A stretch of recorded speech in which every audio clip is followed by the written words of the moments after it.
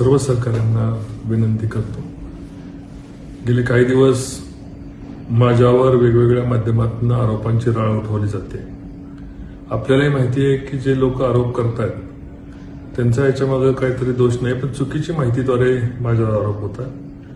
पण माझी आपल्याला कडकडून विनंती आहे की ज्या पद्धतीने मी काही ऑडिओ ऐकले, मग ते राष्ट्रवादीचे नेते महबूब शेख यांना असतील किंवा आता अंधारेताईंच्याबद्दल एकेरी पद्धतीने वाक्यरचना असेल, कृपया माझी विनंती आहे की आपण त्यांना संवैधानिक भाषेमधून आपण त्यांच्याशी लढूया. त्यांच्या आरोपांना आपण त्यांचं समाधान करू, नाही झालं तर कायदेशीर आपण त्यांना उत्तर देऊ, पण अयोग्य पद्धतीने त्यांच्यावर टीका करू नये अशी माझ्या सर्व सहकाऱ्यांना विनंती आहे. आपली संस्कृती, आपली परंपरा आपण टिकवायची, आपल्याला बदला नाही घ्यायचा, आपल्याला बदलाव करायचा.